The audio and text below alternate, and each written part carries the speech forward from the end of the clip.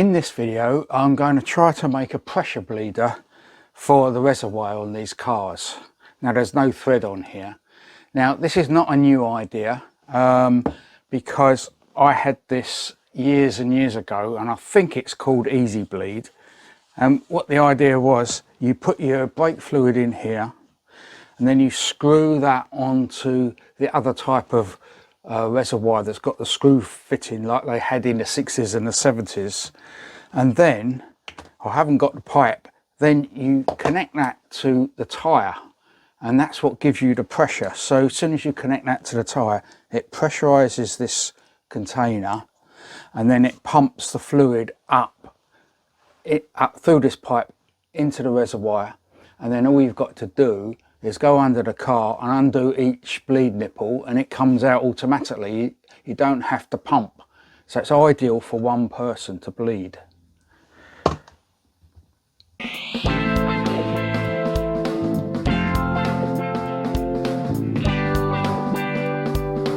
I'm Steve and welcome to my channel. Now, what gave me the idea was Alan Sims from New Zealand on Facebook, and he had a period accessory that actually went on here, and it had clamps underneath to clamp on the cross member under the bonnet, and I thought that's a brilliant idea, so I'm going to try to copy that and make one. So the first thing is to find out what this bore is, because you need to have a spigot that goes in there, and it turns out that's 1.25 inches. The thing that doesn't make it easy is that the surface here is lower than this surface, so it looks about 1/4 inch lower. So I'm going to have to make something that will go in there and then span the cross member. So the biggest problem I've got at the moment is I haven't got access to a lathe, because I could easily turn up a spigot to go in here about this high, and the depth of the partition in here is 6 mil, so it'll be 5 mil deep probably. I'll make that just to locate in there. Right, so what I've decided to do is order a blank on the internet. This one's too big, so I'm going to order a smaller diameter blank so it fits on there. I might have to grind a bit of it away, and then I'm going to weld 2 washers on here like that. Those 2 washers will be welded on there, and then that rubber washer, I've ordered some rubber washers as well. This is an old one, so that will sit on there like that, and then I'm going to drill a hole and thread that so that I can put a pipe on there. And then to clamp it all together, I've ordered a bit of 2-inch channel, 200 mil long, and I'm going to weld the channel to the back side of this disc. So it's 4 days later, and that was over the weekend, and everything I ordered has come, so I'm very pleased with that. It's come quicker than I thought. So this is the bit of channel that's going across to clamp the washer down. I already had that in my collection. These 2 blanks, I ordered 2 because I wasn't sure on the diameter. So this one, it covers it okay, but it looks a bit small, so I might go for that one and then just grind a bit of it down. The washer, I couldn't get 1.25 inch ID washer, but this one stretches quite nicely and it goes on there all right, so that's fine, don't have to modify that. The only problem with these washers is that they're slightly domed. It's because of the pressure of when they were pressed out on a press tool, and it was a bit blunt or whatever happened to it. It distorted these washers. So I'm going to have to flatten them washers really, and then weld them together before I weld them on here. And I found this in my collection of stuff, 8mm threaded bar, or studding as some people call it. I'm just going to cut that in half and use that one there to clamp it all together. And I got this, it's just a cheapy garden spray, and so I've got to figure out how I'm going to connect this pipe to here. Of course, you know, this is designed to atomize water, so the last thing I want is to atomize the brake fluid, because that's, we're trying to get rid of bubbles. So so I'm either going to drill that out or cut it or do something to that so that it doesn't atomize it.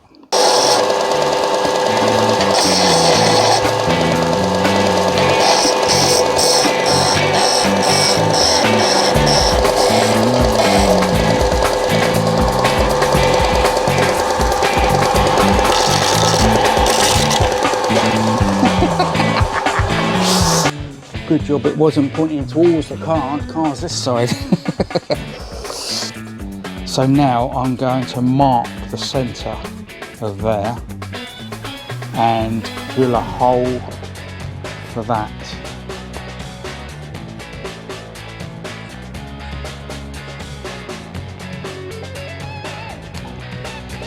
$49.5 divided by 2. 24.75 that works out at.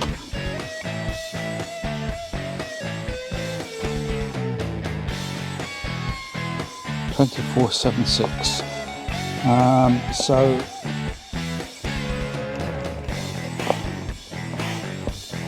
yeah, that's the centre. So I'll do that 4 ways.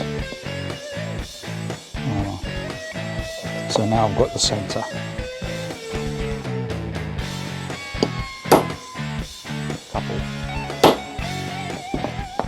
Right, so now I need to find out the drill size.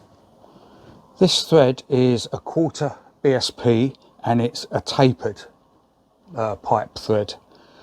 Now I've got 2 choices. I could put a parallel BSP thread in there and that would tighten down and it would seal okay, or I could put a tapered BSP thread. Now I've got 2. I've got that's a parallel, and these are the 2 taps to make the tapered thread. So that's what I'm going to go for, because if I ever change this for any reason and I end up with a parallel thread, it's still okay because this would be tapered and it would tighten down onto the taper. Can also use PTFE tape as well. Now the standard juice book hasn't got a tapered BSP chart in it for some reason, but I've had this one for donkey's years and this one has.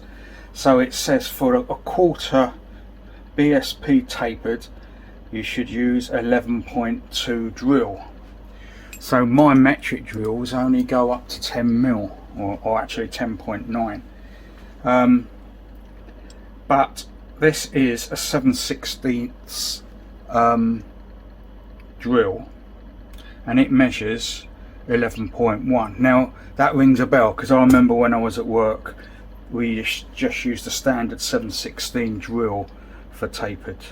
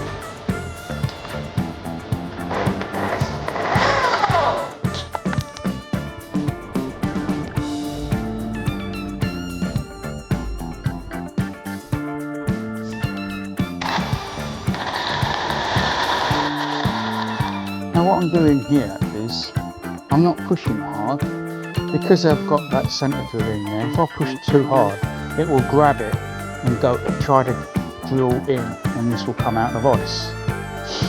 So I'm just resting it on there and doing it gradually until this cuts across the whole flat.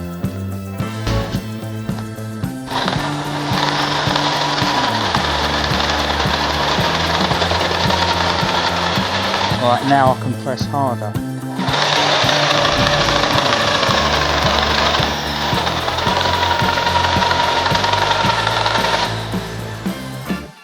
The secret of drilling any metal is the lubrication.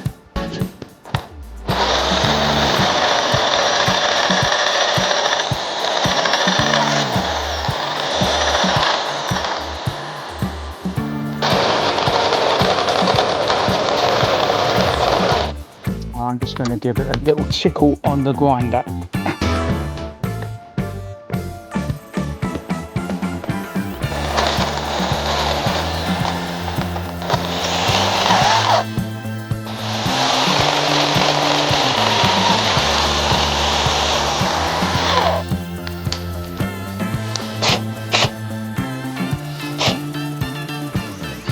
Let's have a look. Oh yeah, 11.17, that's what the book says, 11.2. Perfect. This side's a bit bigger, but it doesn't matter because it's going to be bigger that side anyway. So the problem you always have with holding something round like this is there's nothing to stop it going like that. But before I retired, I made these jaws with the V. V's not big enough, but it will hold it a bit better than the flat ones. So that's what I'm going to put on now.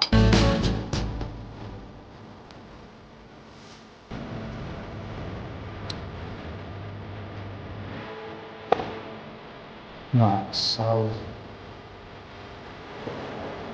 just this one. That's the top because it's got the lip there.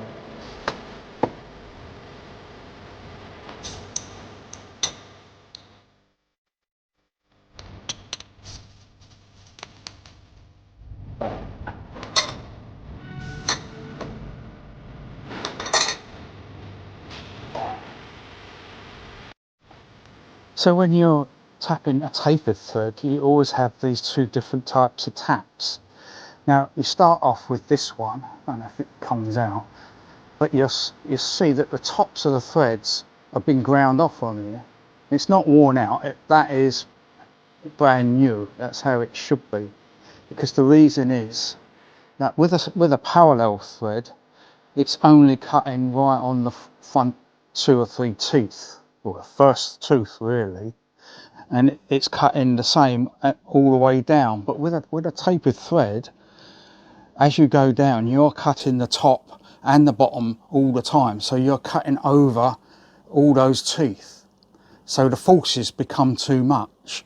So that's why they have a half depth thread. So you start off with that, and then when that gets too tight, you go over to that, and it makes the threads a bit deeper. When that gets too tight, you go over to that, and you keep going backwards and forwards.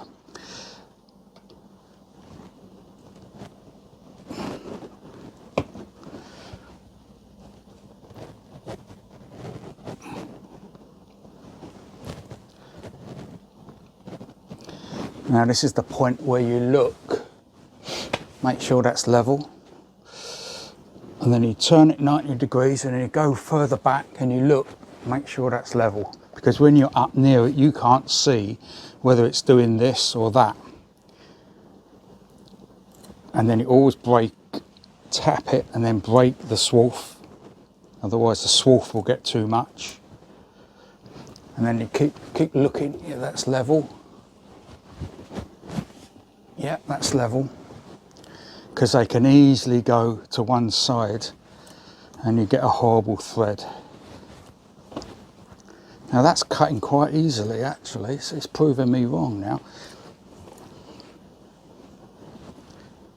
So when that gets level at the bottom, oh, yeah, that's level at the bottom, I'm going to swap over now.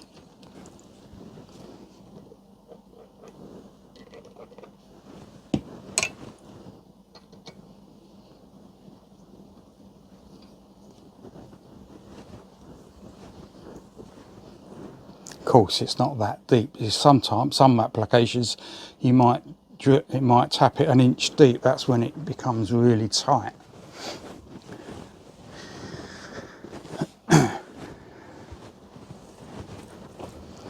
I'll tap it so it's level at the bottom, and then I'll try the pipe towel in there. Right, that's sticking out.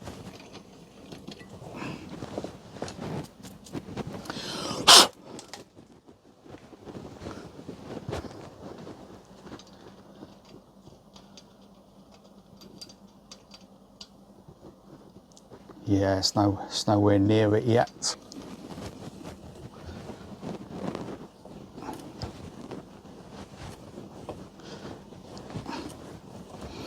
I think the top of this tap thread here should be the same as this, but you always get differences in the taps and in the fittings. So I just do a little bit at a time. You don't want it to bottom out.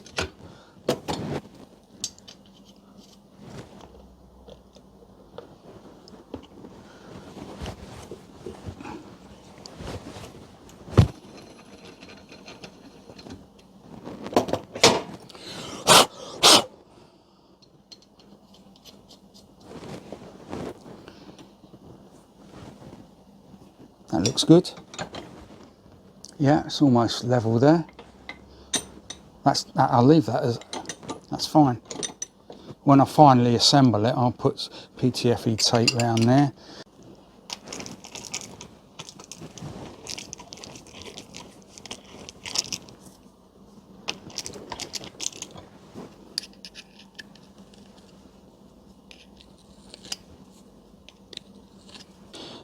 So what I'm going to do now, I'm going to put, because this is more or less on the center line, I'm going to put a dot where I think the center is.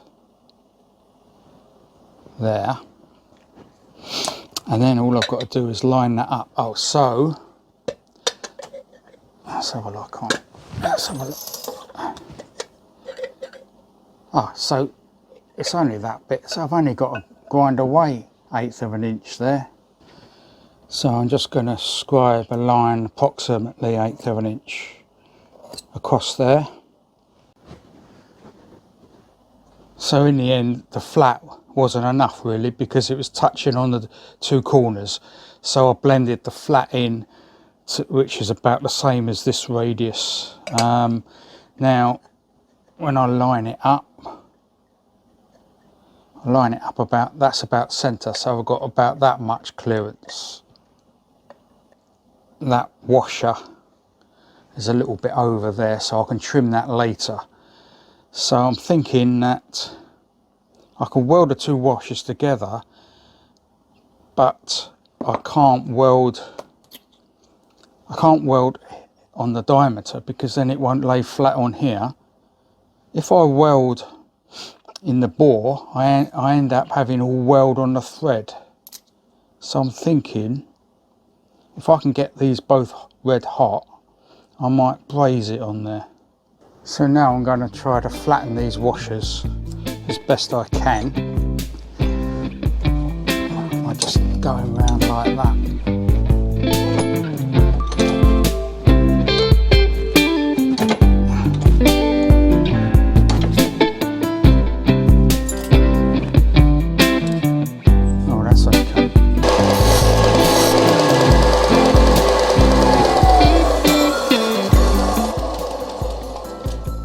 So I chamfer both of those, so there's a V in there, so when I weld it I can just grind it back, and there'll still be some weld left in there.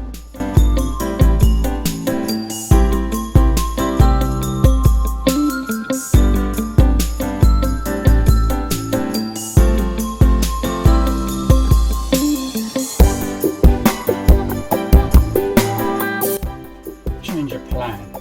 I ground it and it fits in the reservoir fine, but it looks horrible. So I'm going to go, while I'm set up on here, I might as well just tack it all the way round, weld it all the way round.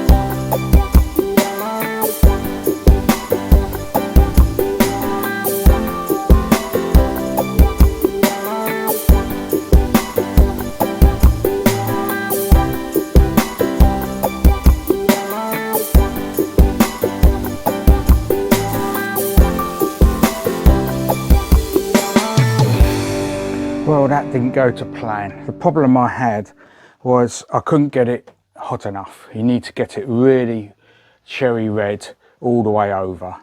And the braze didn't flow how I expected it to flow, and it just went down the bottom of the hole and filled the thread up here. I managed to tap it out. I tapped it a little bit deeper to take a bit more of the steel out, and I was able to save the thread. The thread was okay, but as you can see, it's a bit of a mess around here, but it does the job because this washer fits on here nicely. That's very good. I like that, and that fits on there. The only thing that's stopping it is that the rubber is sticking up a little bit, so I just need to trim that now.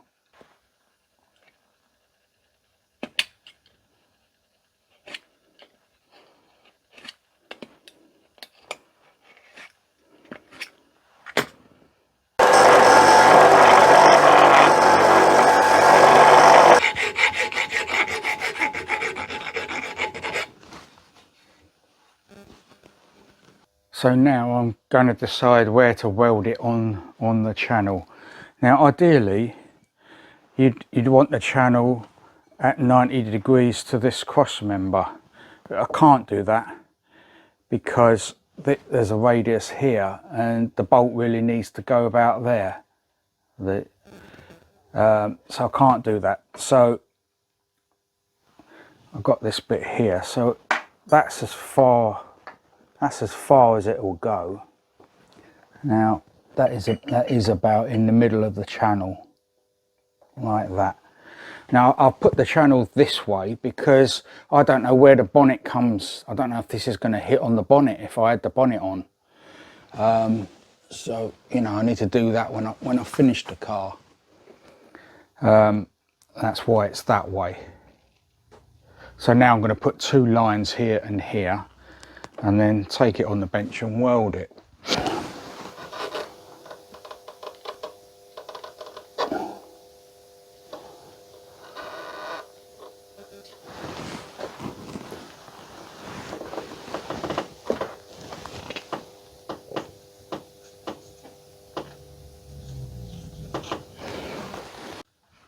So before I weld it, I need to drill the hole through the channel. I've lined them two marks up. Oh, hang on, that's moved. That's moved. Right, them two lines are lined up. I just need to draw around that hole. That's where I need to drill a hole. So these hole saws really are better on wood. You can cut metal with them, but this might struggle a bit. So I need loads of lubrication on here.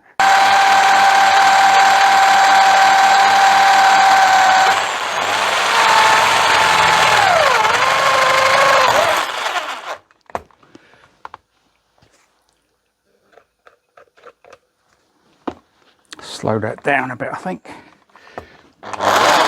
Yeah, you can't have these going too far.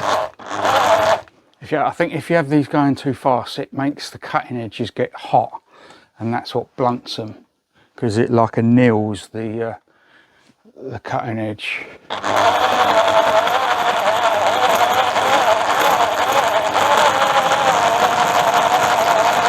That's cutting nicely actually, and it's not brand new.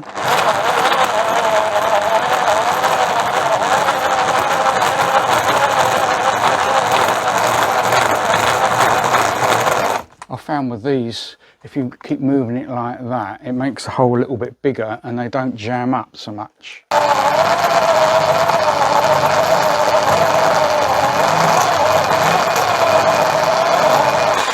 Oh, nice one.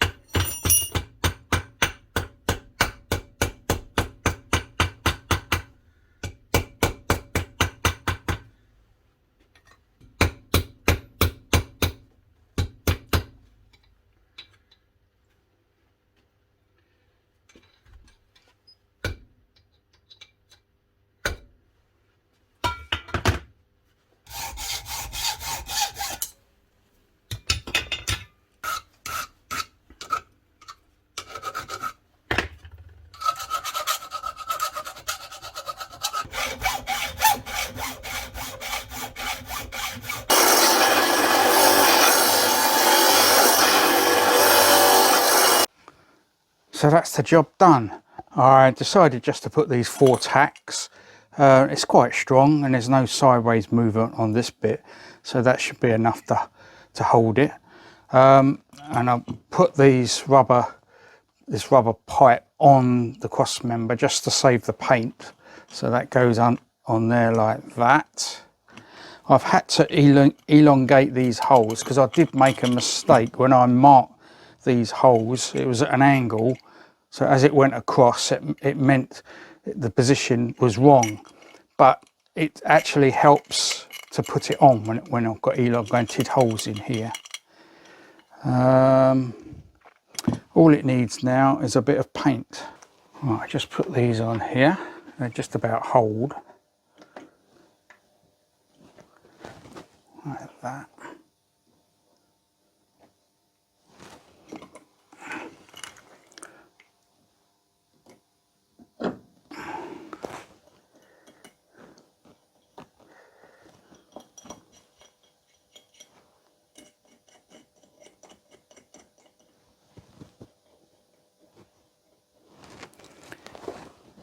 That's it, it's nowhere near the paint. That's what I wanted.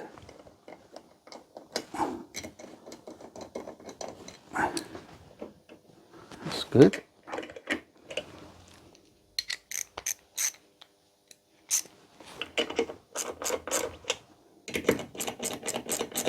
I don't think I need that much pressure.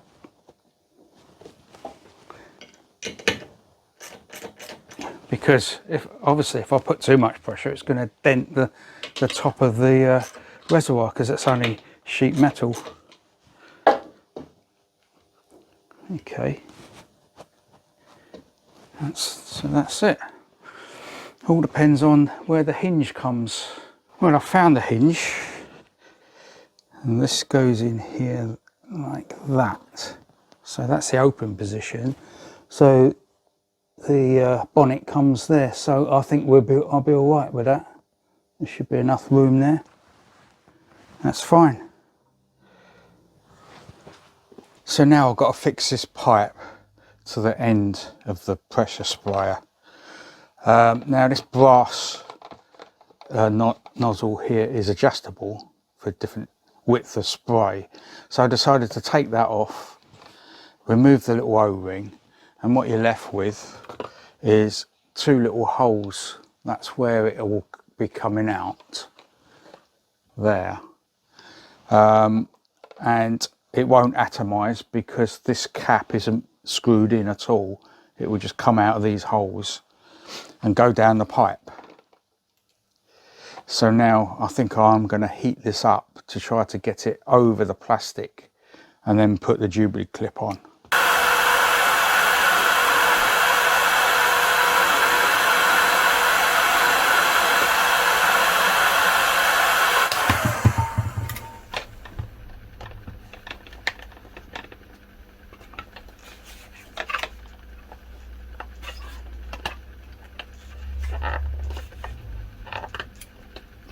So that's gone on quite nicely. So what I've done here is I want to check the pressure, and so this is a pressure regulator, and I've put this tap on the end, so that's off. Now this is round right down, so there's no restriction here, so any pressure in the pipe will be shown on here. Now I found 50 pumps gives £10, so I'm just going to try it again. So that's 50. So this is off, so there's no pressure in there at the moment. As soon as I press down on the trigger, it will come up on here. Make sure that's off. So I'm pressing down, and as you can see, that is one division, which is 10 degrees on this gauge. So between 40 and 50 pumps will be fine. So I finished that, made all that, and it all worked nice, but I lost the footage of me using it on my car. So then Peter was saying for a long time now he's having trouble with his brakes. So I'm down with Peter, and we're going to use the pressure bleeder to bleed the brakes on his car. That's the next video.